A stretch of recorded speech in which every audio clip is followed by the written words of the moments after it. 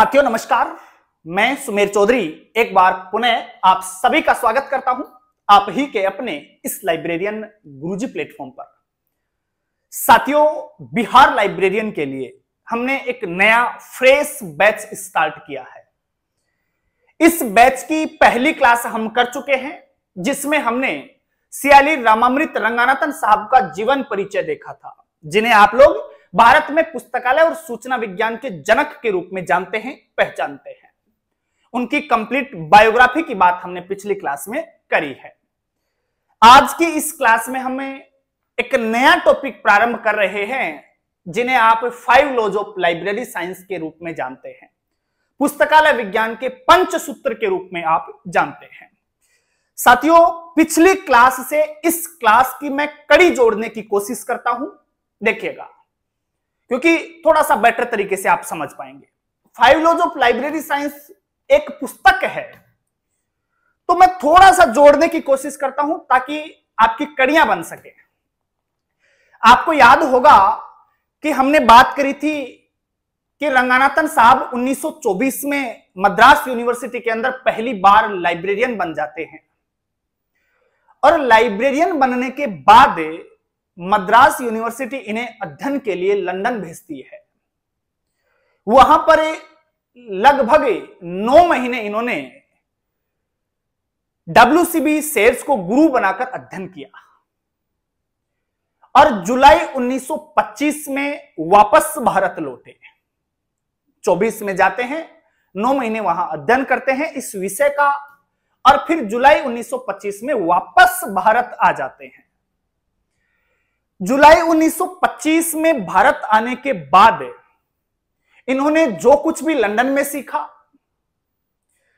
और क्योंकि ये लाइब्रेरियन बन चुके थे, वहां भी लाइब्रेरियन रहते हुए इन्होंने बहुत सारी चीजें सीखी कि अपनी लाइब्रेरी के अंदर क्या क्या समस्याएं सामने आ रही हैं, इनका समाधान कैसे किया जा सकता है, लाइब्रेरी के अंदर क्या क्या रूल्स और रेगुलेशन होने चाहिए, क्या होना चाहिए और क्या नहीं होना चाहिए। इन सब चीजों को देखते हुए 1925 में जब से ये मद्रास यूनिवर्सिटी में वापस आए, तब से लेकर लगातार 1928 तक साहित्य लिखते गए। बहुत सारा साहित्य लाइब्रेरी साइंस के विषय में इन्होंने लिखा। 25 से लेकर 28 तक 3 साल तक इन्होंने लगातार लेखन का कार्य किया, कुछ पुस्तकें लिखी, और उन पुस्तकों में ही आपकी पहली पुस्तक, मतलब रंगानाथन साहब की पहली पुस्तक है, यह है 5 लॉज ऑफ लाइब्रेरी साइंस। बहुत बार तो सीधा सीधा सवाल पूछ लिया जाता है कि SR रंगानाथन की प्रथम पुस्तक का क्या नाम था। बता दीजिएगा कि पहली पुस्तक 5 लॉज ऑफ लाइब्रेरी साइंस थी। पुस्तकालय विज्ञान के पंचसूत्र थे, 5 सूत्र इसके अंदर इन्होंने दिए हैं। अब ये जो 5 सूत्र हैं, जो इनकी ये पहली किताब है, ये आप इस प्रकार से समझ लीजिएगा कि ये लाइब्रेरी साइंस का आधार है। सब कुछ यही है इस लाइब्रेरी साइंस का। रंगानाथन साहब ने तो इन 5 लॉज को हाईकोर्ट की संज्ञा दे दी थी, किसी ने इसे आचरण संहिता की संज्ञा दे दी थी। मतलब लाइब्रेरी साइंस के विषय में कहीं पर भी कोई भी सस्पेंस वाली स्थिति उत्पन्न हो, तो आप इन 5 सूत्रों को ध्यान में रखते हुए फाइनल डिसीजन ले सकते हैं। पुस्तकालय और सूचना विज्ञान के क्षेत्र में बहुत बड़ा कार्य इन्होंने इस पुस्तक के रूप में किया है। आज हमें इसी पुस्तक के बारे में पढ़ना है। 5 लॉज इन्होंने दिए। कौन कौन से 5 लॉ दिए, पहला लॉ कौन सा था, दूसरा कौन सा था, तीसरा, चौथा, 5वां कौन सा था। अब आजकल सवाल थोड़ा सा अच्छे लेवल के पूछने लग गया है। 5 लॉ से हटकर भी सवाल पूछता है कि 6वां किसने दिया, कब दिया। 5 लॉ के अलावा ऐसे कौन कौन से विद्वान हैं जिन्होंने और भी लॉ जोड़े हैं। अभी आजकल तो OCLC से भी क्वेश्चन पूछ रहा है कि ओसीएलसी ने भी इसके क्रम में परिवर्तन किया था। तो रंगानाथन साहब ने इनका जो 5 लॉज का क्रम दिया उसको बदल दिया बाद में ओसीएलसी ने, और ओसीएलसी ने कौन सा क्रम दिया वहां से भी सवाल पूछता है। तो धीरे धीरे बिल्कुल जीरो से शुरू करके नेक्स्ट लेवल तक इस टॉपिक को हम लेके चलेंगे। अब देखिए, मैं बिल्कुल एग्जाम ओरिएंटेड बात करूंगा क्योंकि मेरा टारगेट है कैसे भी आपकी परीक्षा निकल जाए। वैसे अगर मैं चाहूं तो पूरी की पूरी ये क्लास 1-2 घंटे तक सिर्फ इसके बेसिक पे बात करता रहूं, इसकी फिलोसॉफी को लेकर मैं बात करता रहूं, इसके दर्शन पे मैं चर्चा करता रहूं। 1 घंटा 2 घंटा लगातार हम बात कर सकते हैं, लेकिन उसका आपकी परीक्षा से कोई खास मतलब नहीं है। आपका सिर्फ और सिर्फ टाइम खराब होगा। ये सारी चर्चा तो हम सिलेक्शन के बाद भी कर सकते हैं, स्वयं से भी ये फिलोसॉफी वगैरह हम पढ़ सकते हैं, लेकिन हमारा टारगेट है कैसे भी करके आपकी जो एग्जाम है वो क्रैक करवा पाए। उसी को हम आधार मानकर, उसी को टारगेट मानकर आगे अध्ययन करते रहेंगे और उसी प्रकार का कंटेंट आपको अवेलेबल करवाएंगे। देखो, 5 सूत्र रंगानाथन साहब ने दिए और जो 5 सूत्र थे वो एक पुस्तक के रूप में इन्होंने तैयार किया। बहुत बार तो यह सवाल पूछ लिया जाता है कि 5 laws of library science Ranganathan की जो पहली पुस्तक थी, इनकी पहली पुस्तक यही है, तो इसको कब तैयार कर लिया गया, कब इसे प्रकाशित किया गया, किसके द्वारा प्रकाशित किया गया, दूसरा एडिशन कब आया, वेब पर प्रयोग कब हुआ, किसने किया, पूरी हम देखेंगे। अब शुरुआत हम करते हैं। देखो, 5 लॉज ऑफ लाइब्रेरी साइंस जो पुस्तक है, रंगानाथन साहब ने 3 साल तक लगातार लेखन का कार्य किया, 25 से लेकर 28 तक, मतलब 1928 तक इन 5 सूत्रों को इनके द्वारा तैयार कर लिया गया था। याद होगा आपको, कल की क्लास में हमने देखा था कि 1928 में ही रंगानाथन साहब ने मद्रास लाइब्रेरी एसोसिएशन की स्थापना करी थी 1928 में, और 1928 में ही इस पुस्तक के लेखन का कार्य भी कंप्लीट हुआ था। साथियों, सवाल पूछ लिया जाता है कि 5 लॉज ऑफ लाइब्रेरी साइंस जो पुस्तक है, इसका प्रकाशन पहली बार किसके द्वारा किया गया था? तो ध्यान रखना, मद्रास लाइब्रेरी एसोसिएशन, जिसे हम शॉर्ट में माला के नाम से जानते हैं, उन्हीं के द्वारा इस पुस्तक का पहली बार प्रकाशन किया जाता है सन 1931 में।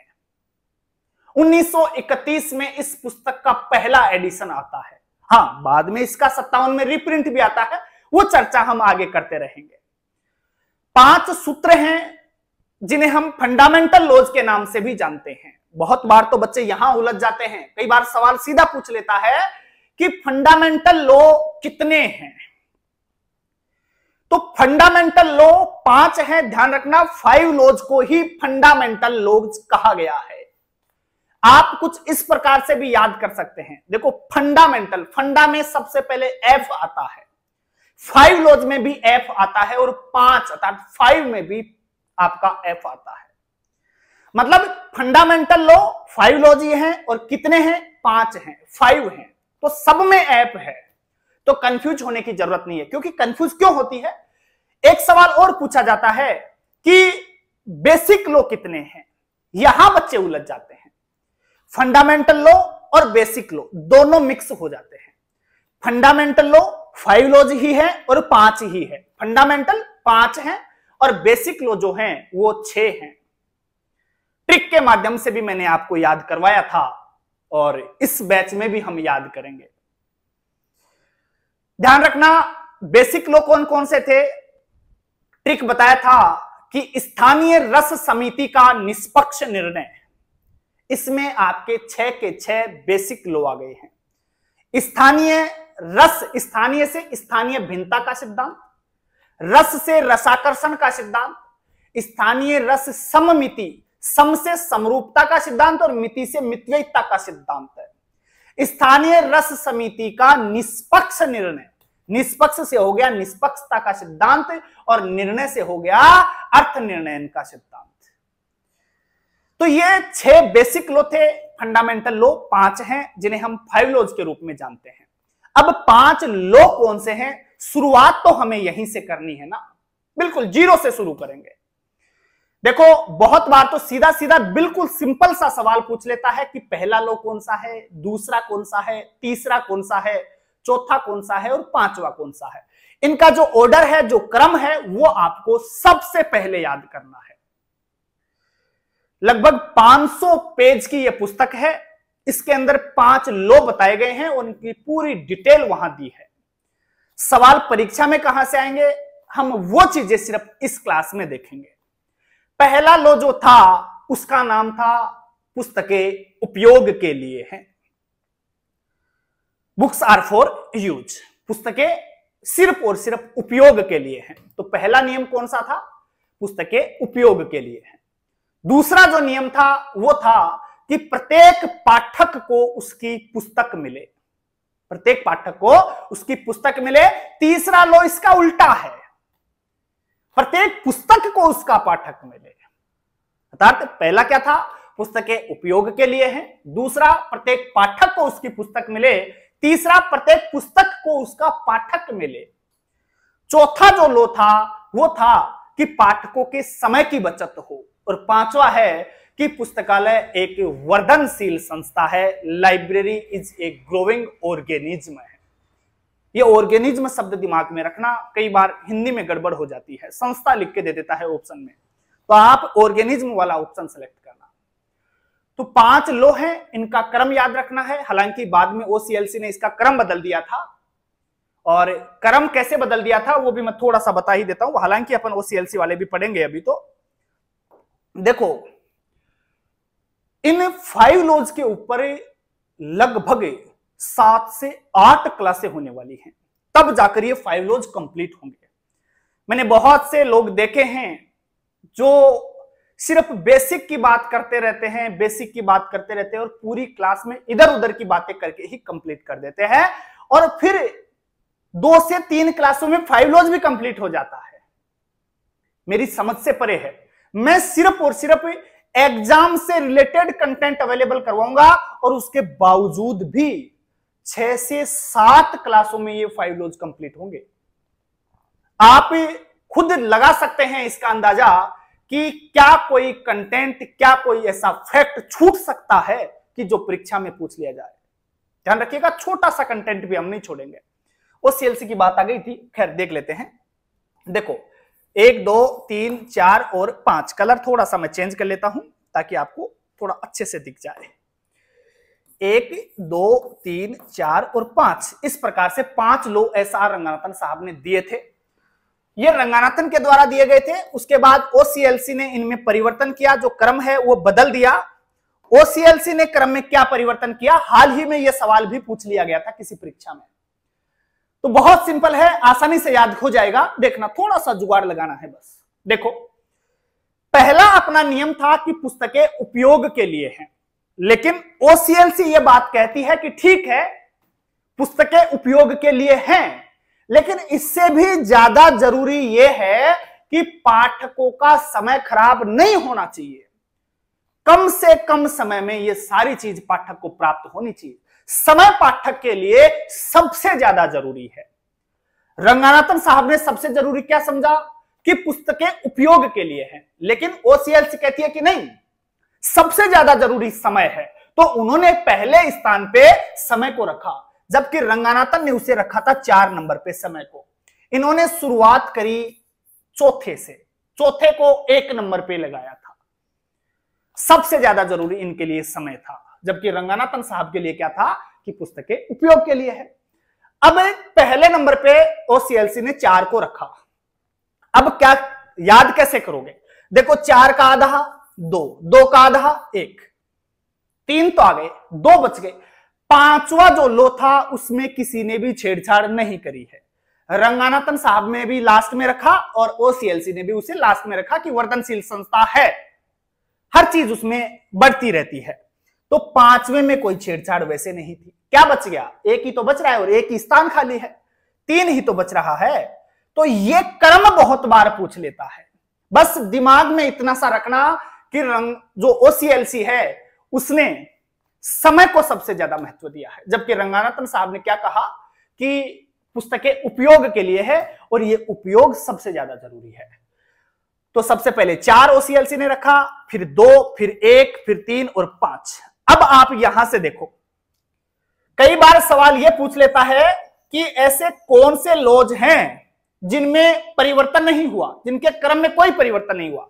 तो आप स्वयं देखिए, यहां पर दूसरा लॉ रंगानाथन साहब ने भी 2 नंबर पे ही रख रखा है और OCLC ने भी यहीं पर रखा है, कोई परिवर्तन दोनों ने नहीं किया। इसके अलावा जो 5वां लॉ है वो भी रंगानाथन ने लास्ट में रखा है, OCLC ने भी लास्ट में रखा है। तो 2 लॉज ऐसे थे जिनके क्रम में कोई परिवर्तन नहीं हुआ, दूसरा और 5वां। यह सवाल भी बहुत बार पूछता है। OCLC की चर्चा करेंगे, अपन पूरा बहुत डिटेल से पढ़ेंगे। शुरुआत हम करते हैं इस क्लास की यहां से। देखो जी, 5 लॉज या फिर मैं कहूं कि फंडामेंटल लॉ, बात एक ही है। आपसे पूछे फंडामेंटल लॉ कितने होते हैं तो आप ऐप पकड़ लेंगे। यहां देखो हर जगह ऐप है और 5 में भी ऐप है। 5 में भी क्या लिखते हैं? एफ। तो तीनों जगह ऐप है, तो कंफ्यूज होने की जरूरत नहीं है। बेसिक लॉ 6 है, ध्यान रखना। 5 लॉज ऑफ लाइब्रेरी साइंस जो पुस्तक है रंगानाथन साहब के जीवन की पहली पुस्तक है। सवाल यह भी पूछा जाता है कि पहली पुस्तक कौन सी थी, तो आप बता दीजिएगा। 5 लॉज ऑफ लाइब्रेरी साइंस थी। लगभग 500 पेज इस पुस्तक के अंदर दे रखे हैं। सवाल पूछा जाता है, बिल्कुल बेसिक सवाल है भाई यहां, कि 5 लॉज ऑफ लाइब्रेरी साइंस का प्रतिपादन किसने किया। बहुत देर से हम बातचीत कर रहे हैं कि ये रंगानाथन साहब की पहली पुस्तक है, तो प्रतिपादन करने वाले व्यक्ति का नाम क्या था? SR रंगानाथन, मतलब सियाली रामामृत रंगानाथन। उसके बाद सवाल आपसे पूछा जाता है कि 5 लॉज का प्रतिपादन रंगानाथन साहब ने कहां पर किया और कब किया। मैंने बात करी थी कि 25 में आ गए थे और लगातार 3 साल तक लेखन का कार्य किया था। 28 में इन्होंने इस पुस्तक को कंप्लीट कर लिया था और ये लेखन का कार्य जो है मीनाक्षी कॉलेज, जो कहां पर पड़ती है? अन्नामलाई नगर में, वहां पर इस पुस्तक का कार्य कंप्लीट हुआ। 1928 तक ये पुस्तक कंप्लीट कर ली गई थी। तो प्रतिपादन का वर्ष पूछे तो 1928, स्थान पूछे तो मीनाक्षी कॉलेज बहुत बार ऑप्शन में देखने को मिलेगी, जो कहां पड़ती है? अन्नामलाई नगर में। प्रतिपादन का वर्ष पूछे तो 1928 बताना है, प्रकाशन का वर्ष पूछे तो 1931 बताना है। दोनों दिमाग में रखना। 28 में प्रतिपादन हो गया मीनाक्षी कॉलेज अन्नामलाई नगर में। उसी वर्ष से एक कॉन्फ्रेंस होती है जिसे प्रोविजनल एजुकेशनल कॉन्फ्रेंस के रूप में आप जानते हैं। 1928 में ही होती है, यह चिदंबरम में। वहां पर इन 5 लॉज को रंगानाथन साहब ने प्रस्तुत किया था। कहां प्रस्तुत किया था? प्रोविजनल एजुकेशनल कॉन्फ्रेंस जो कहां है, कहां हुई थी? चिदंबरम, तमिलनाडु के अंदर ही। तो 28 में तैयार हो गई और 28 में इसे प्रस्तुत भी किया। बाद में 31 में इसका पहली बार प्रकाशन होता है और 57 में फिर इसका रीप्रिंट भी आता है। ये सब के सब सवाल हैं, बार बार पूछे जाते हैं।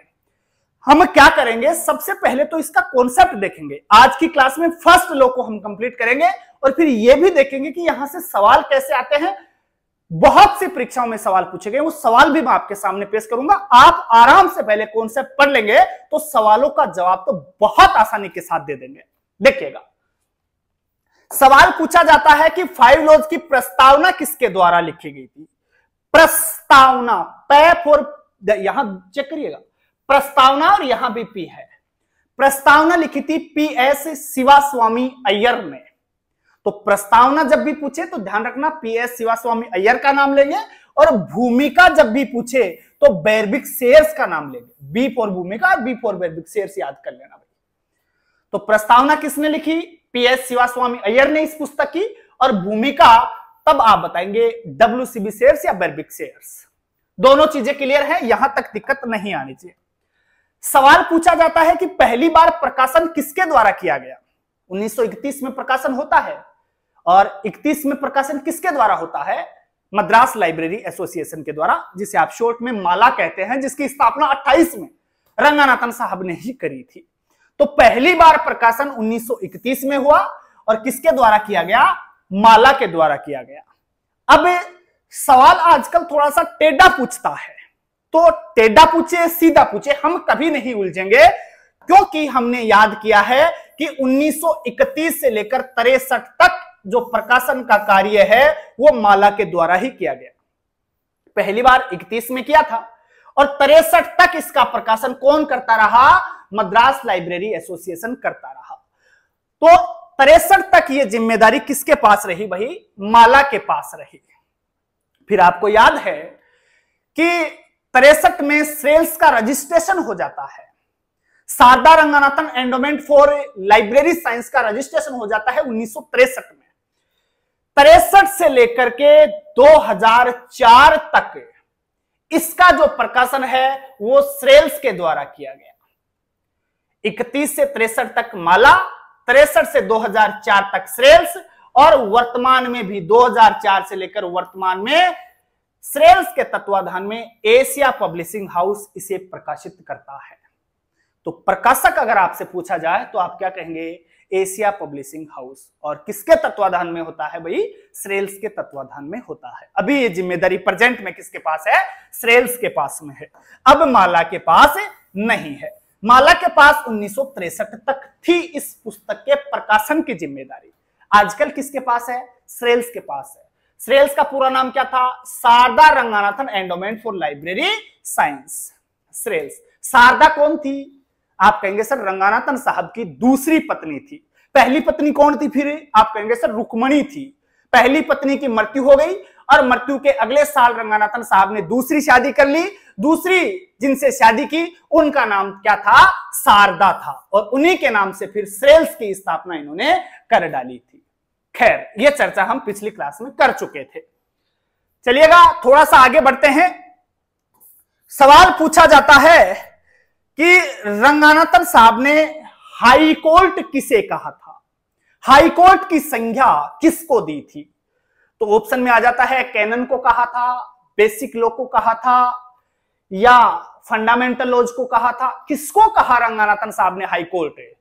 तो आप कहेंगे सर हाई कोर्ट की संज्ञा रंगनाथन साहब ने फंडामेंटल लॉज को दी, इन 5 सूत्रों को दी, 5 लॉज को दी। सवाल उल्टा भी पूछता है कि 5 लॉज को हाई कोर्ट की संज्ञा किस व्यक्ति के द्वारा दी गई थी? तब फिर आप जवाब दे दीजिएगा सर रंगनाथन साहब के द्वारा दी गई थी। कोई दिक्कत यहां नहीं होनी चाहिए। मैं सिर्फ और सिर्फ एग्जाम ओरिएंटेड बात करता हूं। परीक्षा में सवाल कैसे कैसे आ सकता है, सीधा आता है, टेढ़ा आता है, जैसे भी आता है हम हर प्रकार से निपटने का प्रयास करेंगे। जिस प्रकार से मैंने स्वयं ने रैंक प्राप्त करी है, मैं कोशिश करता हूं कि मेरे विद्यार्थी भी इस बिहार लाइब्रेरियन के अंदर झंडे गाड़े और फर्स्ट रैंक निकाल के लाए। यह मेरी कोशिश है और बिल्कुल आप लोग इसके लिए मेहनत भी करेंगे, ऐसी मैं आपसे उम्मीद रखता हूं। दूसरा सवाल देखिएगा, कोड ऑफ एथिक्स की संज्ञा किसे दी गई? ये सब सवाल है और सवाल के रूप में ही मैं आपको करवा रहा हूं। मैं चाहता तो इसकी बहुत सारी थ्योरी आपको लिखवा देता, लेकिन वहां कोई मतलब नहीं है थ्योरी का। सवाल जहां से बनता है सिर्फ उन्हीं चीजों की हम चर्चा करेंगे। सवाल पूछा जाता है कि कोड ऑफ एथिक्स की संज्ञा किसे दी गई? तो कोड ऑफ एथिक्स की संज्ञा जो है वो 5 लॉज को दी गई थी। देने वाले व्यक्ति का नाम भी पूछा जाता है, K M. Sivaraman. Code of ethics 5 laws को किसने कहा था? कोड ऑफ एथिक्स मतलब आचरण संहिता। आचरण संहिता 5 सूत्रों को कहने वाले व्यक्ति कौन थे? तो शिवरमन थे, शिवजी थे। आचरण की बात शिवजी ने करी है, याद रख सकते हैं, कोई समस्या नहीं होनी चाहिए। कोड ऑफ एथिक्स की संज्ञा देने वाले व्यक्ति का क्या नाम था? के.एम. शिवरमन। और हाई कोर्ट की संज्ञा किसके द्वारा दी गई थी? रंगनाथन साहब के द्वारा दी गई थी। ये सब सवाल हैं और बहुत बार पूछे जा चुके हैं। मेरा ये टॉपिक कंप्लीट हो जाने दीजिएगा, उसके बाद चाहे आपकी जो मर्जी हो वो बुक उठा लेना और 5 लॉज के सवाल लगा लेना। एक सिंगल सवाल आप गलत नहीं करेंगे, ये मैं दावे के साथ कह सकता हूं। देखिएगा, बढ़ते हैं थोड़ा सा और भी आगे, बात करते हैं 5 लॉज पर। वेब जो 5 लॉज है उसका वेब के ऊपर प्रयोग किसने किया था? वेब के ऊपर भी प्रयोग किया, यह भी सवाल दाग दिया जाता है। अभी सिर्फ बेसिक चल रहा है अपना। 5 लॉज में से एक एक लॉ को लेंगे और फिर उसे अच्छे से पढ़ेंगे। 5 लॉज का वेब के ऊपर प्रयोग करने वाले कौन थे? अली रेजा नौरोजी। अली रेजा नौरोजी। और कब किया था? सन 2004 में। बात करेंगे हम 1992 की भी, लेकिन धीरे धीरे करेंगे, थोड़ा सा सब्र रखिए ना। तो देखो 5 लॉज का वेब पर प्रयोग अली रेजा नौरोजी ने किया था। और कब किया था? 2004 में। तो ये वर्ष भी याद रखना और अली रेजा का नाम भी आप दिमाग में रखना। अब सुनो, पाउलिन एथरटन, जिसे पी एथरटन के नाम से जानते हैं, ने अपने ग्रंथ पुटिंग नॉलेज टू वर्क, एक तो सवाल ये है पुटिंग नॉलेज टू वर्क किसकी पुस्तक है? ये सवाल 50 बार पूछा जा चुका है। पुटिंग नॉलेज टू वर्क, क्या जवाब देंगे? P Atherton. Putting knowledge to work, P Atherton. Putting knowledge to work, P Atherton. अब क्यों आ रही है, इस पुस्तक का नाम क्यों आया है? देखो, पी एथरटन ने अपने ग्रंथ पुटिंग नॉलेज टू वर्क में 5 लॉज का आलोचनात्मक परीक्षण किया। इन 5 सूत्रों की आलोचना किसने करी थी? तब आप सीधा सीधा जवाब दे देंगे, बोले सर पी एथरटन ने इन 5 सूत्रों की आलोचना करी थी। सवाल आजकल यह भी पूछा जा रहा है कि 5 सूत्रों की आलोचना किस ग्रंथ में की गई है, उस ग्रंथ का नाम भी पूछा जाता है। तब आप कहेंगे sir putting knowledge to work है। सब चीजें हम देखते हुए चलेंगे, सारे एंगल देखते हुए चलेंगे, कहीं से भी किसी भी प्रकार का सवाल दाग दिया जाएगा। चलिएगा, अब सबसे पहले तो बात करेंगे कि 5 लॉ हैं कौन कौन से, उनका क्रम क्या है। रंगनाथन साहब ने जो दिया है वो सबसे ज्यादा जरूरी है। पहले इस प्रकार के सवाल पूछे जाते थे, आजकल इनकी संख्या कम हो गई है। आजकल इनके कॉन्सेप्ट को लेकर सवाल पूछता है, तो कॉन्सेप्ट की भी डिटेल में हम चर्चा करेंगे भाई। मैं साथ साथ बताते हुए चलूंगा कि कॉन्सेप्ट से सवाल कैसे आया है अब तक। देखो जी, सबसे पहले हम 5 सूत्र कौन कौन से हैं उनके नाम याद कर लेते हैं। पहला कार्य तो अपना यही है। जब नाम याद आ जाएंगे तो फिर एक एक को हम पढ़ेंगे अच्छे से। देखो, पहला जो नियम है वो क्या है? वो है बुक्स आर फॉर यूज। पुस्तकें उपयोग के लिए हैं, पुस्तकें उपयोगार्थ हैं। ध्यान रखना भाई, सबसे पहले पुस्तक उपयोग के लिए है, ये रंगनाथन साहब ने कहा है। जबकि ओसीएलसी ने क्या कहा है कि पाठकों की समय की बचत हो, यह सबसे ज्यादा जरूरी है। और ये कह रहे हैं साहब कि पुस्तकें उपयोग के लिए है। तो दिमाग में रखना है, पहला नियम पुस्तकें उपयोग के लिए है। दूसरा है प्रत्येक पाठक को उसकी पुस्तक मिले। हर पाठक को अपनी पुस्तक मिलनी चाहिए, है ना। जबकि तीसरा इसका उल्टा है, प्रत्येक पुस्तक को उसका पाठक मिले। दूसरा क्या था? प्रत्येक पाठक को पुस्तक मिले। तीसरा है प्रत्येक पुस्तक को उसका पाठक मिले। ऐसी पुस्तक लाइए कि उस पुस्तक को उसका पाठक मिल सके। लाइब्रेरी में ऐसी बुक लाके नहीं रख देनी है कि उसे कोई पाठक पूछे ही नहीं, है ना। तो पढ़ेंगे अपन, डिटेल से बात करेंगे, एक एक लॉज को पढ़ेंगे हम। तीसरा है, चौथा, पाठक का समय बचाए। पाठक का समय बचाना है, कम से कम समय पाठक का व्यर्थ हो। बिना समय व्यर्थ किए उस पाठक तक उसका ग्रंथ अवेलेबल होना चाहिए। और पांचवा है, पुस्तकालय एक वर्धनशील संस्था है। Library is a growing organism. तो 5 सूत्र दोबारा से देखिएगा। पहला है पुस्तकें उपयोग के लिए है। दूसरा है प्रत्येक पाठक को उसकी पुस्तक मिले। तीसरा है प्रत्येक पुस्तक को उसका पाठक मिले। चौथा है पुस्तक जो समय है, पाठकों का समय बिल्कुल खराब नहीं होना चाहिए। और पांचवा है कि पुस्तकालय एक वर्धनशील संस्था है। Library is a growing organism. Organism जो वर्ड है ना, ये ऑर्गेनिज्म है, ये आप अच्छे से दिमाग में रखना। ऑर्गेनिज्म, ये एन है भैया ना, ऑर्गेनिज्म है। पुस्तकालय एक वर्धनशील संस्था है। कई बार ऑप्शन में दे देता है कि 5वां सूत्र कौन सा है, तो आपको हिंदी में संस्था लिखा हुआ मिलता है। हिंदी में नहीं जाना है, इंग्लिश में देखना है, ऑर्गेनिज्म वाला सेलेक्ट करना है। ये सवाल कई बार दाग देता है भाई। चलिएगा थोड़ा सा आगे और बढ़ते हैं। देखिएगा, पहले लॉ की बात करते हैं, फर्स्ट लॉ की चर्चा हम करते हैं। पहला लॉ जो है, और पहले लॉ का नाम क्या था? पुस्तकें उपयोग के लिए हैं, बुक्स आर फॉर यूज है।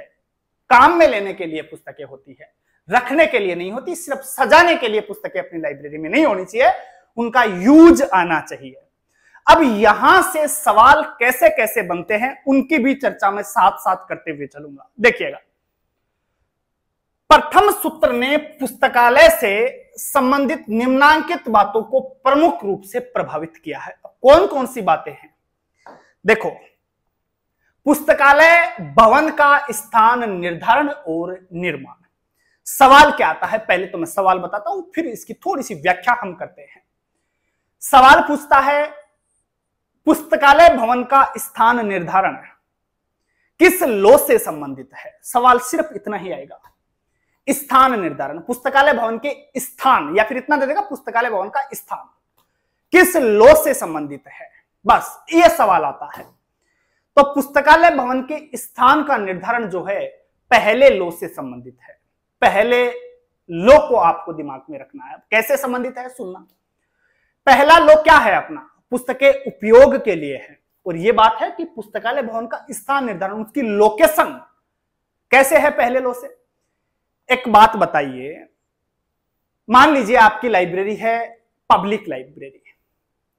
अब पब्लिक लाइब्रेरी है और पब्लिक लाइब्रेरी के अंदर जो आपकी पुस्तकालय है, जो सार्वजनिक पुस्तकालय है, वो सिटी के एकदम सेंटर में नहीं होगा, उसकी लोकेशन सेंटर में नहीं होगी, तो क्या सारे के सारे उसमें पढ़ने के लिए जा सकते हैं? नहीं जाएंगे ना। आसपास के लोग तो चले जाएंगे, लेकिन जो दूर रह गए वो कैसे जाएंगे? उनका समय तो ज्यादा खराब होगा ना। तो लोकेशन लाइब्रेरी की ऐसी जगह होनी चाहिए कि वो एकदम सेंटर में हो, बिल्कुल मध्य में हो, शहर के बीच में होगी तो सभी लोग वहां जाकर के अध्ययन कर सकते हैं, पुस्तकें उपयोग में ले सकते हैं। अगर वो सेंटर में नहीं होगी तो कैसे लेंगे? ठीक उसी प्रकार से एकेडमिक लाइब्रेरी के लिए है, किसी इंस्टीट्यूट की कोई लाइब्रेरी है, तो उस इंस्टीट्यूट की लाइब्रेरी भी उस इंस्टीट्यूट के लगभग सेंटर में होनी चाहिए। ऐसी जगह होनी चाहिए जहां ज्यादा से ज्यादा पाठक उस लाइब्रेरी में जाके पुस्तकों का उपयोग कर सके। पुस्तकें उपयोग के लिए ही तो हैं, और अगर वो सेंटर में नहीं होगी, इंस्टीट्यूट से कहीं दूर स्थापित कर दिया, तो क्या वो पुस्तकें काम में आएंगी? वो पुस्तकें यूज में आएंगी? उपयोग में आएंगी? क्या नहीं जाएंगे वहां पाठक, और जाएंगे तो कम लोग जाएंगे। अगर सेंटर में है, पास में है इंस्टीट्यूट के, तो हर कोई उस लाइब्रेरी में जाके पुस्तकों का उपयोग करेगा, क्योंकि पुस्तकें उपयोग के लिए हैं। पुस्तकें उपयोग के लिए हैं, उनका उपयोग होना चाहिए, लाइब्रेरी को सेंटर में स्थापित करना चाहिए, उसकी लोकेशन एकदम सेंटर में होनी चाहिए। इसलिए जो पहला नियम है वो इस बात को ध्यान में रखता है, पुस्तकालय भवन का स्थान निर्धारण और उसका निर्माण एकदम सेंटर में होना चाहिए। सवाल पूछता है कि पुस्तकालय भवन का स्थान निर्धारण किस नियम से संबंधित है? आप अब बता दीजिएगा, पहले नियम से संबंधित है। पहले नियम से क्यों है? आपने अभी देखा कि पुस्तकें उपयोग के लिए होती हैं, और उपयोग तभी आएंगी जब वो सेंटर में होगी। इंस्टीट्यूट के बिल्कुल सेंटर में अगर वो लाइब्रेरी है तो वो सारी की सारी किताबें यूज में आएंगी, उपयोग में आएंगी। दूर होगा तो फिर उपयोग में कम आएंगी वो। ठीक है, पहली बात।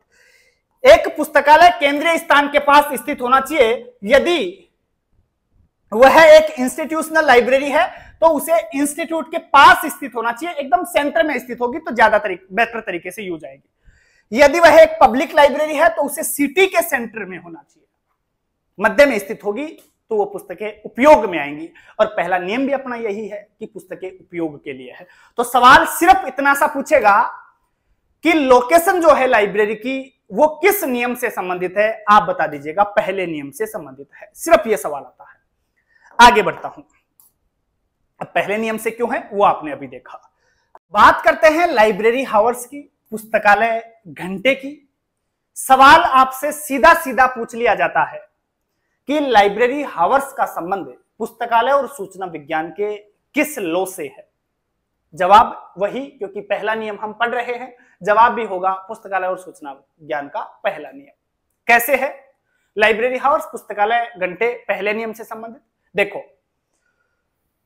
रंगानाथन साहब कहते हैं कि जो आपकी लाइब्रेरी है वो ज्यादा से ज्यादा समय खुली रहनी चाहिए, और हो सके तो साल के 365 दिन वो खुली रहे।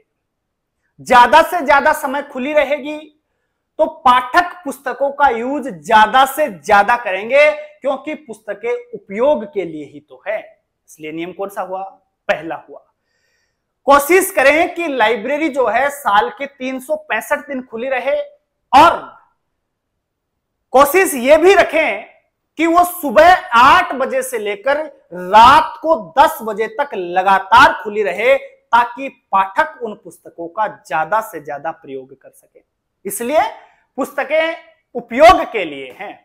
और सवाल पूछा जाएगा पुस्तकालय घंटे का संबंध किस सूत्र से है, तो सीधा सीधा बता दीजिएगा पहले से है। पहले से क्यों है? कि समय घंटे ज्यादा से ज्यादा खुले रहेगी लाइब्रेरी, तो बिल्कुल पुस्तकों का यूज होगा। देखिएगा, यदि पुस्तकालय पाठ्य सामग्री का अधिकतम उपयोग करवाना है तो पुस्तकालय को अधिक से अधिक दिनों और समय तक खोलना पड़ेगा, ज्यादा से ज्यादा टाइम खोलना पड़ेगा, तभी तो उनका यूज होगा।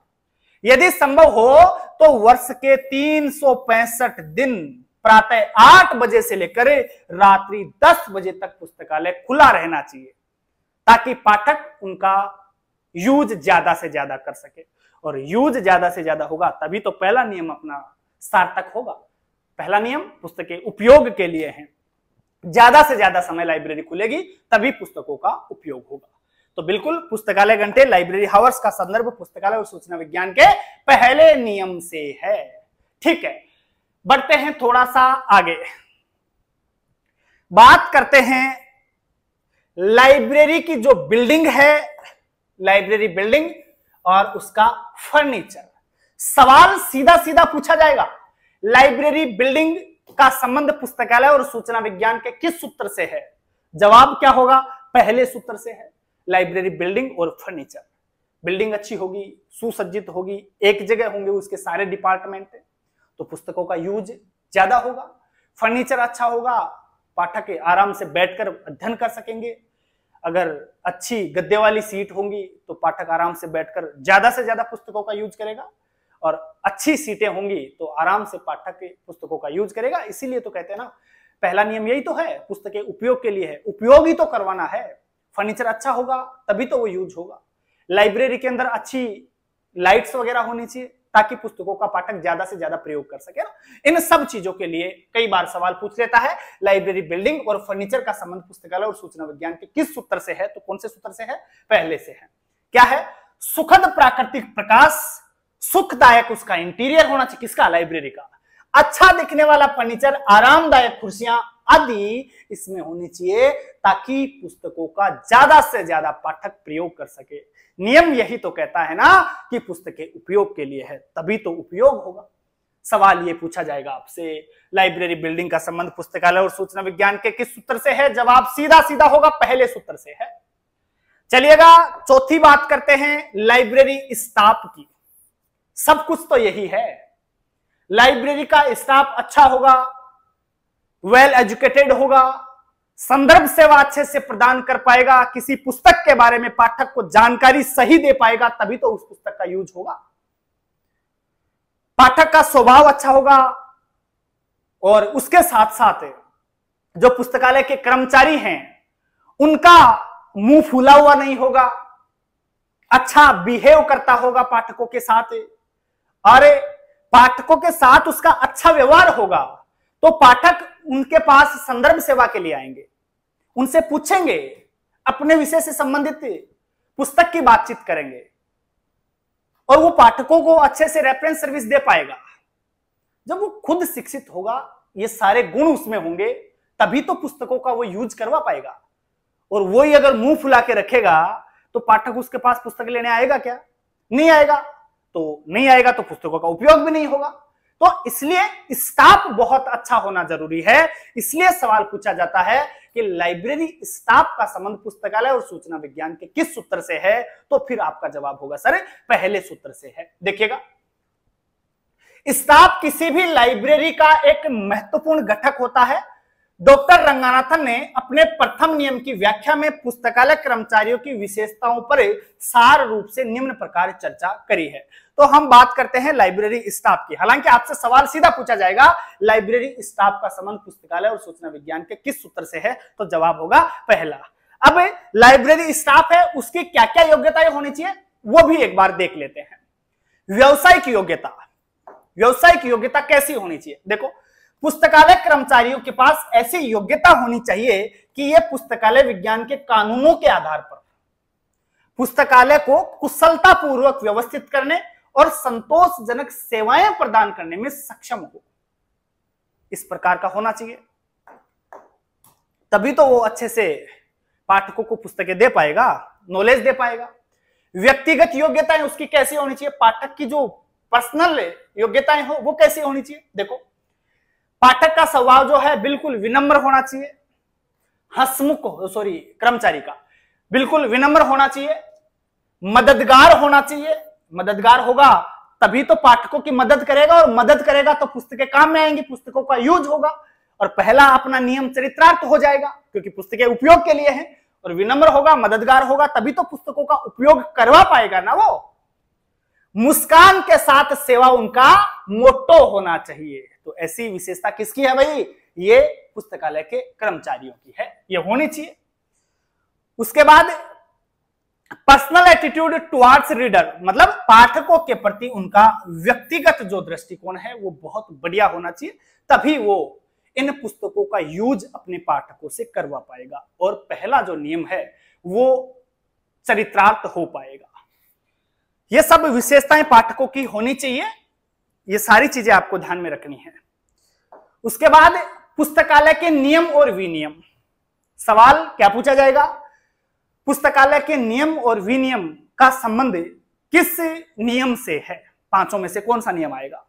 रूल्स और रेगुलेशन की बात होगी तो आप पुस्तकालय और सूचना विज्ञान का पहला नियम जवाब देंगे। कैसे?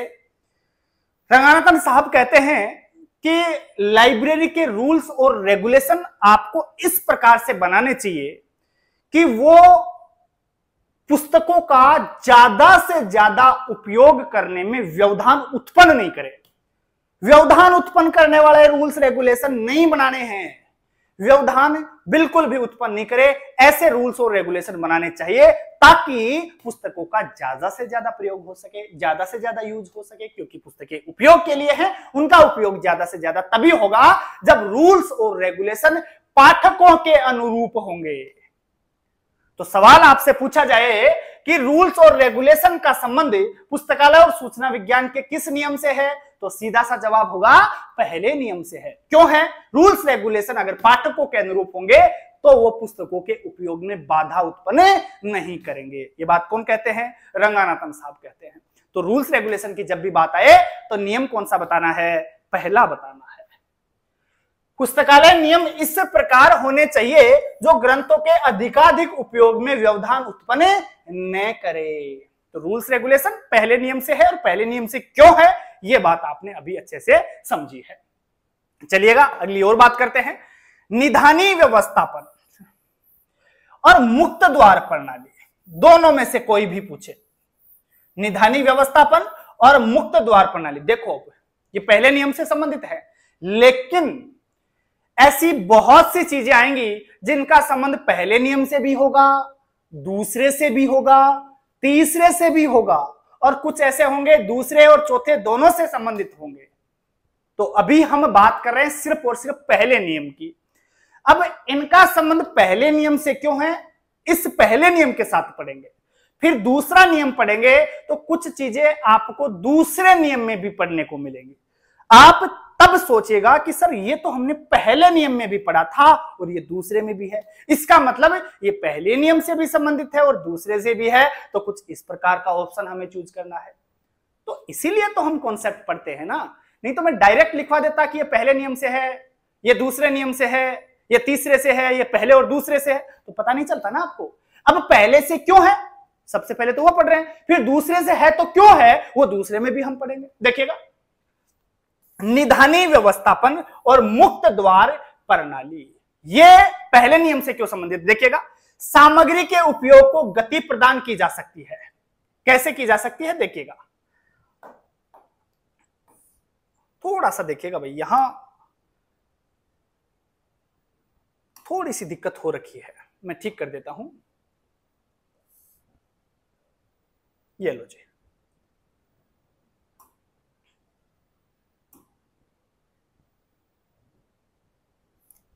देखिएगा, निधानी व्यवस्थापन और मुक्त द्वार प्रणाली मतलब ओपन एक्सेस सिस्टम होना चाहिए। ओपन एक्सेस सिस्टम से क्या आशय है कि पाठक के ऊपर बंदिश नहीं होनी चाहिए लाइब्रेरी में जाने की, पुस्तकों तक जाने की, बिल्कुल ओपन एक्सेस होना चाहिए, मुक्त द्वार प्रणाली होनी चाहिए।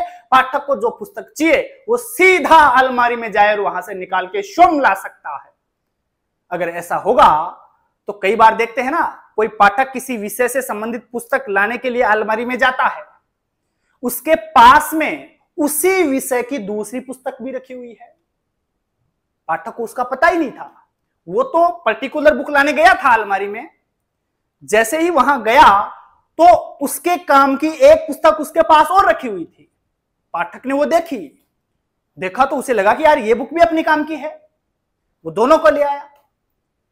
अब दोनों को ले आया तो पुस्तक, दूसरी पुस्तक का भी यूज हुआ ना। अगर वो डायरेक्ट कर्मचारी से मांगता तो सीधी वो तो पुस्तक निकाल के दे देता, मुक्त द्वार प्रणाली थी इसलिए स्वयं गया, एक के बजाय उसे दो पुस्तक दी गई। पहले एक ही पुस्तक का यूज होना था, अब कितनी का हो रहा है, दो का हो रहा है। तो ओपन एक्सेस सिस्टम का फायदा होता है, क्या फायदा हुआ, पुस्तकें उपयोग के लिए है, दूसरी पुस्तक भी उपयोग में आई ना। तो निधानी वाली जब भी बात करेगा तो आप पुस्तकालय और सूचना विज्ञान का पहला नियम भी जोड़ेंगे इसके साथ में। निधानी व्यवस्थापन अच्छे से होना चाहिए, पुस्तकें सही जगह व्यवस्थित होनी चाहिए, विषयों के अनुसार व्यवस्थित होनी चाहिए। विषयों के अनुसार व्यवस्थित नहीं होगी, पाठक पुस्तक निकालने के लिए आएगा, वहां मिलेगी नहीं, जब मिलेगी नहीं तो फिर उस पुस्तक का उपयोग कैसे हुआ। निधानी व्यवस्थापन सही होगा, विषय के अनुसार व्यवस्थित होगी तो फिर पुस्तकों का उपयोग होगा, और पुस्तकें उपयोग के लिए ही है, इसलिए निधानी व्यवस्थापन भी पहले नियम से संबंधित है। निधानी व्यवस्थापन के द्वारा भी पुस्तकालय पाठ्य सामग्री के उपयोग को गति प्रदान की जा सकती है। ग्रंथों का व्यवस्थापन पुस्तकों में वर्णित विषय के आधार पर होना चाहिए, क्योंकि अधिकांश पाठक ग्रंथों की मांग विषय के अनुसार ही करते हैं। पाठक लाइब्रेरी में जाके विषय के हिसाब से ही बुक मांगता है। अधिकांश पाठक विषय के आधार पर ही बुक मांगते हैं, क्योंकि उन्हें पता नहीं होता, लेखक के नाम याद नहीं रहते, हो सकता है टाइटल भी याद नहीं हो, जरूरी थोड़ी है, कुछ एक पुस्तकों के टाइटल याद हो सकते हैं, टाइटल से मांग सकता है, लेखक के आधार पर भी मांग सकता है, लेकिन वो चीजें भूल जाता है पाठक, या फिर कुछ चीजों की ही याद रह पाती है। हाँ, विषय का उसे पता रहता है कि मुझे इस विषय की पुस्तक चाहिए, तो ज्यादा डिमांड जो लाइब्रेरी में होती है वो विषय के आधार पर ही होती है, इसलिए विषय के हिसाब से ही पुस्तकों को व्यवस्थित करना चाहिए। देखो जी, आधुनिक पुस्तकालयों में मुक्त द्वार प्रणाली अपनाकर पाठकों को ग्रंथ चुनने में अधिक स्वायत्ता प्रदान की जाती है। ओपन एक्सेस सिस्टम होना चाहिए, पाठक स्वयं अलमारी तक जा सके और पुस्तक निकाल के ला सके, ताकि पुस्तकों का ज्यादा से ज्यादा उपयोग हो सके, क्योंकि पुस्तकें उपयोगार्थ है, उपयोग के लिए ही है, इसलिए यहां पर नियम कौन सा है, पहला है। ठीक है, तो चलते हैं आगे, बढ़ते हैं थोड़ा सा और भी आगे। देखिएगा, बात करते हैं संदर्भ सेवा की। सवाल पूछ लिया जाता है, संदर्भ सेवा किस लॉ से संबंधित है। अब संदर्भ सेवा, और भी ऐसे लॉज आएंगे अभी जिनसे संदर्भ सेवा का संबंध है, पढ़ेंगे आगे, लेकिन यहां बात कर रहे हैं पहले लॉ की, फर्स्ट नियम की। संदर्भ सेवा पहले नियम से क्यों संबंधित है, समझिएगा। रेफरेंस सर्विस, जानकारी कर्मचारी देता है पाठक को। कर्मचारी क्या करेगा, बहुत सी पुस्तकें ऐसी होती हैं जिनकी नॉलेज पाठक को नहीं होती है।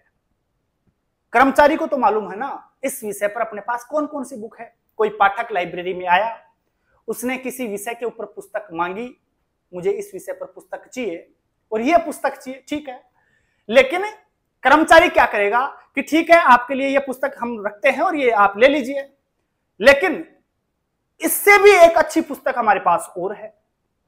रेफरेंस देगा उस पुस्तक का, संदर्भ देगा, बोले इसके लिए आप, हमारे पास एक पुस्तक और है, आप वो ले जा सकते हैं। तो रेफरेंस सर्विस उसने दी, एक पुस्तक का यूज हो रहा था, जो ऐसी पुस्तक लाइब्रेरी में रखी हुई थी उसका आज तक यूज नहीं हुआ, वो भी संदर्भ सेवा की वजह से यूज में आने लग गई। तो संदर्भ सेवा भी पहले नियम से संबंधित है।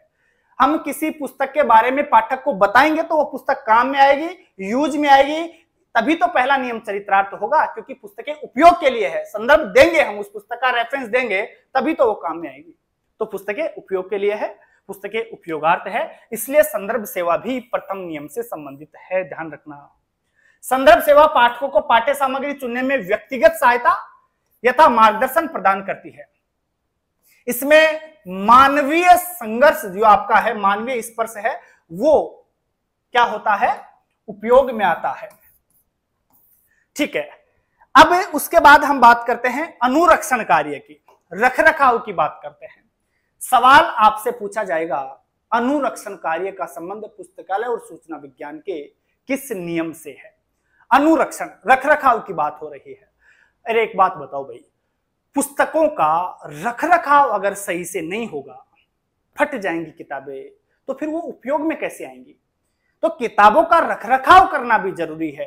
रखरखाव सही से करेंगे, अनुरक्षण कार्य उनका ठीक से होगा, तभी तो पुस्तकें उपयोग में आएंगी, तभी तो आपका पहला नियम सिद्ध होगा। और पहला नियम था पुस्तकें उपयोग के लिए है, इसलिए उनका रखरखाव करना भी क्या है, जरूरी है। प्रथम सूत्र को संतुष्ट करने के लिए ग्रंथों का अनुरक्षण कार्य पर भी ध्यान देना आवश्यक है। बिल्कुल सिंपल सी बातें हैं। चलिएगा आगे बढ़ते हैं। पांचवा जो है वो आपका नौवां, बुक सिलेक्शन, ग्रंथ चयन है। भाई किससे लॉ से संबंधित है? आप कहेंगे सर प्रथम लॉ से संबंधित है। फर्स्ट लॉ से ग्रंथ चयन किस प्रकार संबंधित है, इसको भी जरा समझिएगा। बुक सिलेक्शन, पहला नियम क्या था? पुस्तकें उपयोग के लिए हैं। आप लाइब्रेरी की जब पुस्तकें सेलेक्ट करते हैं, बाहर से पुस्तकें लेके आते हैं, तो इस चीज को ध्यान में रखें कि आपकी लाइब्रेरी में किस प्रकार के पाठक आते हैं। पाठक किस प्रकार से आते हैं, कौन कौन से पाठक होते हैं, क्या छोटे बच्चे ज्यादा आते हैं, बड़े बुजुर्ग ज्यादा आते हैं? जिस पुस्तक की डिमांड आपकी लाइब्रेरी में ज्यादा रहती है पाठकों के द्वारा, वही पुस्तक आप चयन करके लाएं।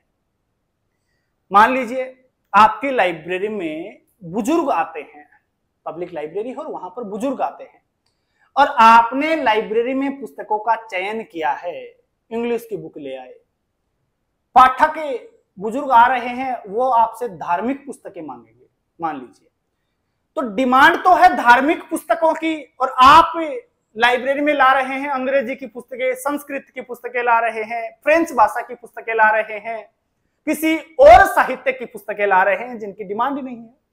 क्या उन पुस्तकों का उपयोग होगा? नहीं होगा ना। तो पुस्तक चयन करते समय हमें क्या करना चाहिए? पाठकों की डिमांड को ध्यान में रखना चाहिए। डिमांड को ध्यान में रखेंगे, उस हिसाब से पुस्तक लेके आएंगे, तभी उन पुस्तकों का उपयोग होगा। इसलिए पुस्तक चयन जो है प्रथम नियम से संबंधित है। ऐसी पुस्तकें हमें चयन करनी है जिनका उपयोग पाठक कर सके, क्योंकि पुस्तकें उपयोग के लिए हैं। उपयोग के लिए हैं तो उपयोग करने वाली पुस्तकें लेके आओ ना। जिनकी डिमांड ही नहीं है वो क्यों लेके आए? इसलिए सवाल पूछा जाता है कि बुक सिलेक्शन जो है, ग्रंथ चयन जो है, वो किस नियम से संबंधित है? तो आपका जवाब होगा पहले नियम से संबंधित है। देखो जी, मध्यकालीन पुस्तकालयों में ग्रंथ चयन का कार्य उपयोगकर्ताओं की आवश्यकताओं और कमियों को ध्यान में रखने के बजाय कुछ सीमित लोगों की इच्छा अनुसार किया जाता था। कुछ सीमित लोगों के आधार पर हम पुस्तकों का चयन करते थे। लेकिन आजकल क्या होता है, यदि प्रथम सूत्र को संतुष्ट करना है तो ग्रंथ चयन वर्तमान और संभावित उपयोगकर्ताओं की आवश्यकताओं को ध्यान में रखकर करना चाहिए। सिंपल सी भाषा में मैंने आपको बताया था कि पुस्तकों का चयन पाठकों की आवश्यकता कैसी है उसको ध्यान में रखकर करना है, तभी उन पुस्तकों का उपयोग होगा। फालतू रामायण याद रखो ही मत, सिंपल सी बात याद रख लो, ताकि आपको यह पता चल जाए ग्रंथ चयन का संबंध किस लॉ से संबंधित है। तो अब बता देंगे, पहले लॉ से संबंधित है। देखो, ग्रंथ पाठक उपयोगी हो, सरल हो, आकर्षक हो, सुंदर होने चाहिए। मान लीजिए बच्चों की कोई पुस्तक है तो वो ऐसी होनी चाहिए कि बच्चों को अट्रैक्ट करे, उसमें अच्छे अच्छे सुंदर सुंदर चित्र हो, वो बोरिंग सी होगी तो बच्चा उसकी ओर अट्रैक्ट ही नहीं होगा, और अट्रैक्ट नहीं होगा तो क्या उस पुस्तक का उपयोग होगा? जबकि पहला नियम तो कह रहा है कि पुस्तकें उपयोगार्थ है, उपयोग के लिए है। अगर पुस्तक उपयोग के लिए है तो फिर बच्चों को अट्रैक्ट करने वाली पुस्तकें आपको लेनी होंगी, जो पाठकों को अपनी ओर आकर्षित करती हो, ऐसी पुस्तकें लेनी होंगी। तो इस चीज का भी ध्यान रखना होगा, जो पाठकों को अपनी ओर आकर्षित करे, ऐसी पुस्तकों का चयन करना है। तभी तो क्या होगा, अपना पहला नियम सिद्ध होगा, क्योंकि पुस्तकें उपयोग के लिए हैं और हमें ऐसी ही पुस्तकों का चयन करना है। मुझे लगता है अगर इनमें से जो हमने बातें करी हैं अगर इन 9 एग्जाम्पल्स में से कोई भी एक एग्जाम्पल आपको ऑप्शन में मिले और या फिर क्वेश्चन में मिले और आपसे पूछे कि बताइए कौन से लॉ से संबंधित है, तो मुझे लगता है आप व्याख्या के साथ उसे समझा देंगे। ग्रंथ चयन पहले नियम से है तो क्यों है, ये सब के सब एग्जाम्पल्स के माध्यम से आप उसे समझा देंगे, कोई समस्या यहां तक आपको नहीं आएगी। बाकी हम शॉर्ट में भी बात करेंगे, इनको एक साथ भी देखेंगे। देखिएगा कुछ बातें और कर लेते हैं, नोट डाल के आप भी इसे लिख लेना। रंगानाथन ने अपने ग्रंथ library science art and scientific method, Ranganathan साहब की एक पुस्तक थी आर्ट एंड साइंटिफिक मेथड, इसमें क्या कहा गया है, पहले लॉ को ट्राइबल टूरिज्म कहा गया है, मतलब कम मूल्य का कहा गया है, कम महत्व का कहा गया है। सवाल क्या पूछता है, सवाल 2-3 प्रकार से यहां से पूछेगा। कैसे पूछेगा?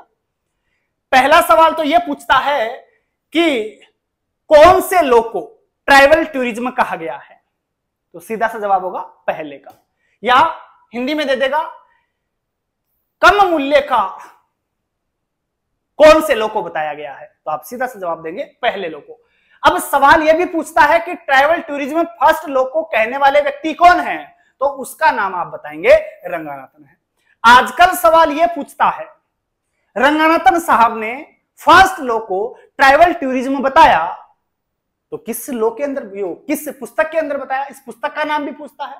तो library science art and scientific method Ranganathan साहब की पुस्तक है, और इस पुस्तक के अंदर पहले लॉ को ट्राइबल टूरिज्म बताया है, अर्थात कम मूल्य का या कम महत्व का बताया है। ठीक है, देखो जी, ट्राइबल टूरिज्म कम मूल्य का, कम महत्व का या तुच्छ, किस लॉ को बताया है, तो पहले को बताया है। देखो क्या कहा है, ये स्टेटमेंट भी पूछता है, how simple, how tribal and yet how seminal. ये बात कौन से लॉ के लिए और किसने कही है, तो ये बात रंगानाथन ने कही है, और किस लॉ के लिए कही है, पहले लॉ के लिए कही है। मतलब समझिएगा, हाउ सिंपल कितना सरल है रे, हाउ ट्राइबल कितना तुच्छ है रे, एंड येट हाउ सेमिनल लेकिन फिर भी कितना मौलिक है रे। तो ये बात पहले लॉ के लिए कही है, किसने, रंगानाथन साहब ने कही है। ये बातें बार बार परीक्षाओं के माध्यम से आपको पूछी जा रही हैं। फर्स्ट लॉ के लिए रंगानाथन साहब का ये स्टेटमेंट था, बहुत बार पूछ लिया गया है। देखिएगा, रंगानाथन ने फर्स्ट लॉ को अपने गणित के शिक्षक का नाम मैंने कल बताया था आपको, कल वाली क्लास में, एडवर्ड रोस। सवाल पूछा जाता है, पहला जो नियम है, पहला नियम क्या था, पुस्तकें उपयोग के लिए है, किसको समर्पित करी है रंगानाथन साहब ने, तो आप कहेंगे सर एडवर्ड रोस को। एडवर्ड रोस कौन थे, उसके गणित के प्रोफेसर थे, गणित के शिक्षक थे, तो इन्हीं को पहला नियम समर्पित किया है। यह सवाल 50 बार पूछा जा चुका है। देखिएगा, प्रथम सूत्र ने पुस्तकालय से संबंधित निम्न बातों को प्रमुख रूप से प्रभावित किया है। मैं शॉर्ट में बता देता हूं, जो भी 9 एग्जाम्पल हमने देखे थे, एक बार शॉर्ट में देख लो, सीधा सीधा पूछे तो इन्हें याद कर लीजिएगा। देखो क्या था, सवाल कैसे डालता है, यहां से पूछेगा, पुस्तकालय भवन की बात करे, कौन सा लॉ बताओगे, पहला। लोकेशन की जब भी बात करे, कौन सा नियम बताना है, पहला नियम बताना है। पुस्तकालय के कार्यकाल की बात करें, अर्थात लाइब्रेरी हावर्स की बात करें, हावर्स है या पुस्तकालय घंटे है ना, तो लाइब्रेरी हावर्स की जब भी बात करे तो कौन सा नियम बताओगे, पहला, पुस्तकालय घंटे। क्यों है, ये हम व्याख्या के रूप में देख चुके हैं, तो वहां पर तो गड़बड़ होनी चाहिए, है ना, हाँ होनी चाहिए, बिल्कुल करोगे ना आप। देखिएगा, उसके बाद पुस्तकालय उपस्कर, साज सज्जा, उपस्कर मतलब जो रूल्स रेगुलेशन वगैरह है उनका भी ध्यान रखना है। तो किस नियम से संबंधित है? पहले से है। साज सज्जा मतलब फर्नीचर वगैरह, उसके इक्विपमेंट्स वगैरह, ये सारी चीजें कहाँ आएंगी? पहले नियम में आएंगी। ठीक है। नियम विनियम रूल्स रेगुलेशन कहाँ जाएंगे? बता चुका हूं मैं आपको पहले ही। कौन से में जाएंगे? आपके फर्स्ट लॉ में जाएंगे। बातचीत कर चुके हैं हम इनकी बहुत अच्छे से। लाइब्रेरी स्टाफ की बात होगी तो कौन सा नियम आएगा? पहला आएगा। क्यों आएगा? चर्चा कर चुके हैं। बुक सिलेक्शन की बात होगी तो कौन सा नियम आएगा? पहला आएगा। सेल्फ अरेंजमेंट की बात होगी, निदानी व्यवस्थापन की बात होगी तो कौन सा नियम आएगा? पहला आएगा। मुक्त द्वार प्रणाली ओपन एक्सेस सिस्टम की बात होगी तो कौन सा नियम बताएंगे? पहला तो बताएंगे ही बताएंगे। आगे दूसरे तीसरे चौथे में भी बात करेंगे, फिर ऑप्शन के हिसाब से डिसाइड करेंगे। बाकी इसके लिए पहला भी सही होगा। फिर उनमें से देखेंगे प्राथमिकता किसे दी जाए। बाकी 4 लो और पढ़ ले पहले। उसके बाद संदर्भ सेवा की बात करें तो पहला तो आएगा ही आएगा। उसके बाद और कौन कौन से आते हैं वो भी आगे पढ़ेंगे अपन। बाकी संदर्भ सेवा पहला भी शामिल है। अनुरक्षण कार्य की बात करें, मेंटेनेंस वर्क वगैरह जो पुस्तकों का है वो भी किससे संबंधित है? पहले से है, क्योंकि उनका मेंटेनेंस नहीं होगा तो पुस्तकें उपयोग में कैसे आएंगी? फट जाएंगी वो तो। और नियम तो यही कहता है ना, पुस्तकें उपयोग के लिए है। तो ये सब पूछे जाते हैं आपसे और इनके लिए आपका पहला ही नियम काम में आएगा। देखो जी, how simple, how trivial and yet how seminal, मतलब कितना सरल, कितना तुच्छ, फिर भी कितना मौलिक है। फिर भी कितना मौलिक है। ये बात रंगानाथन साहब ने कही और किसके लिए कही? फर्स्ट लॉ के लिए कही है। ये बात बहुत बार परीक्षाओं के माध्यम से आपको पूछी गई है, इसलिए मैंने इसको फिर से शामिल किया है, दिक्कत नहीं होनी चाहिए। गणित के शिक्षक कौन थे? एडवर्ड रोस। किसको समर्पित था भाई पहला नियम? रंगानाथन साहब ने किसको समर्पित किया था? गणित के शिक्षक एडवर्ड रोस को समर्पित किया था। यह बात भी अच्छे से दिमाग में बिठा लेना। अब देखो, सवाल इस प्रकार से भी आते हैं। मैंने ऑप्शन हटा दिए, पहले सीधे सीधे दिए हैं। ऑप्शन इसलिए हटा दिए क्योंकि आपने अभी दूसरा तीसरा वगैरह ये जो नियम है वो पढ़े नहीं है। फिलहाल आपको सिर्फ ये फर्स्ट लॉ ही दिमाग में रखना है। दूसरा तीसरा पढ़ लेंगे तो वो भी समझ में आ जाएंगे कि दूसरा क्यों है यहां, तीसरा क्यों है यहां। सवाल पूछा गया कि पुस्तक चयन से संबंधित लॉ कौन सा है, ये सवाल पूछा गया डायरेक्ट। तो आपको जवाब देना है सर फर्स्ट तो है ही है, दूसरा भी है और तीसरा भी है। दूसरा और तीसरा क्यों है? जब दूसरा पढ़ेंगे तो उस समय दूसरा भी समझाऊंगा, तीसरा पढ़ेंगे तो तीसरा भी समझाऊंगा। पुस्तक चयन से संबंधित आज हमने पहले नियम में जरूर देखा है कि बुक सिलेक्शन कुछ इस प्रकार से होना चाहिए कि पाठक उसे मांगते हो, पाठकों की डिमांड के आधार पे ही पुस्तकों का चयन करना चाहिए, क्योंकि डिमांड के आधार पे पुस्तकों का चयन करेंगे तभी तो पुस्तकों का यूज होगा, तभी पुस्तकें उपयोग में आएंगी। और नियम अपना यही कहता है कि पुस्तकें उपयोगार्थ है, उपयोग के लिए है, तो इसलिए पहला नियम है। दूसरे में भी बात करेंगे, प्रत्येक पाठक को उसकी पुस्तक मिले, ऐसी पुस्तक का चयन करो ना कि प्रत्येक पाठक को उसकी पुस्तक मिल जाए। तीसरा है प्रत्येक पुस्तक को उसका पाठक मिले, मतलब ऐसी पुस्तक सेलेक्ट नहीं करनी है कि उसको पाठक ही नहीं मिले। पुस्तक ऐसी चुन के लाओ कि हर पुस्तक को कोई ना कोई पाठक जरूर मिल जाए। तो तीसरा भी चरित्रार्थ तो हो गया। तो चर्चा करेंगे हम आगे, दूसरे तीसरे में पढ़ेंगे अच्छे से। देखिएगा, पुस्तकालय भवन से संबंधित लो, फर्स्ट लो देखा ना हमने अभी। पुस्तकालयों की स्थिति अर्थात लोकेशन से संबंधित फर्स्ट लो। सुविधाजनक पहुंच होनी चाहिए, सेंटर में होना चाहिए, सिटी के तुरंत पहुंच सके ताकि पुस्तकों का यूज हो सके, तो फर्स्ट लो। पुस्तकालयों का समय उपभोक्ताओं के लिए सुविधाजनक होना चाहिए। ऐसे टाइम पे लाइब्रेरी नहीं खोलनी है कि रात को 10 बजे से सुबह 4 बजे तक खुले। पुस्तकों का उपयोग कैसे होगा? तो समय भी सुविधाजनक होना चाहिए। सुबह 8 बजे से लेकर रात को 10 बजे तक खोलेंगे तो पाठक उनका यूज कर पाएंगे। सुविधाजनक, पाठकों की सुविधाजनक होना चाहिए पुस्तकालय का समय। रात को नहीं खोलनी है। मान लो कि 10 बजे से लेकर सुबह 4 बजे तक खोले तो यूज आएंगे क्या पुस्तकें? पाठक पढ़ेंगे ही नहीं। उनके सुविधाजनक होना चाहिए ताकि पुस्तकें उपयोग में आए, क्योंकि पुस्तकें उपयोग के लिए है। तो इसमें भी कौन सा नियम आ जाएगा? पहला नियम आ जाएगा। समस्या नहीं आनी चाहिए किसी को भी। पुस्तकालय में नवागत पुस्तकों के या को प्रमुख रूप से प्रदर्शित करना चाहिए। लाइब्रेरी के अंदर मान लीजिए कोई नई पुस्तक आई है तो उसको प्रदर्शित करना चाहिए, प्रदर्शनी लगानी चाहिए उसकी। क्यों? क्या फायदा होगा?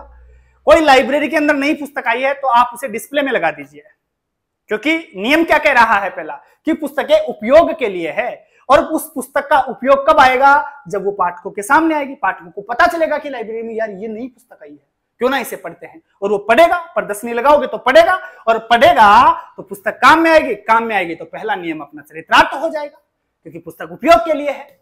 तो प्रदर्शनी जो है नई पुस्तकों की लगानी है, वो भी किस नियम से संबंधित है? फर्स्ट नियम से संबंधित है। कौन सा सूत्र पुस्तकों को संरक्षित करने में उपयोगी सिद्ध हुआ है? First law. संरक्षित करने में उपयोगी कौन सा सिद्ध हुआ है? First law. भवन की रूपरेखा, बिल्डिंग की बात कौन से नियम में होगी? फर्स्ट में होगी। ग्रंथालय का स्थान, लोकेशन, फर्स्ट में होगी। फर्नीचर की बात, पूछा गया सवाल, फर्नीचर का संबंध पुस्तकालय और सूचना विज्ञान के किस नियम से है? तो फर्स्ट नियम से है, पहले नियम से है। ग्रंथालय घंटे, लाइब्रेरी हावर से, पहले नियम से है। ये मैंने शॉर्ट में डाल दिया है ताकि एक बार रिफ्रेश हो जाए आपकी मेमोरी। बिहार लाइब्रेरियन के लिए बिल्कुल बैच शुरू हमने कर दिया है। अपने सपनों को अगर उड़ान देनी है, सिलेक्शन लेना है, मां बापू का नाम रोशन करना है, खुद के सपने पूरे करने हैं, तो हमने लाइब्रेरियन गुरुजी एप्लीकेशन पे बिहार वाले विद्यार्थियों के लिए एकदम नया फ्रेश बैच शुरू कर दिया है। आप लोग प्ले स्टोर पर जाएं और लाइब्रेरियन गुरुजी एप्लीकेशन डाउनलोड करके बिहार वाले बैच में एनरोल हो जाएं और अपने सपनों को साकार करें।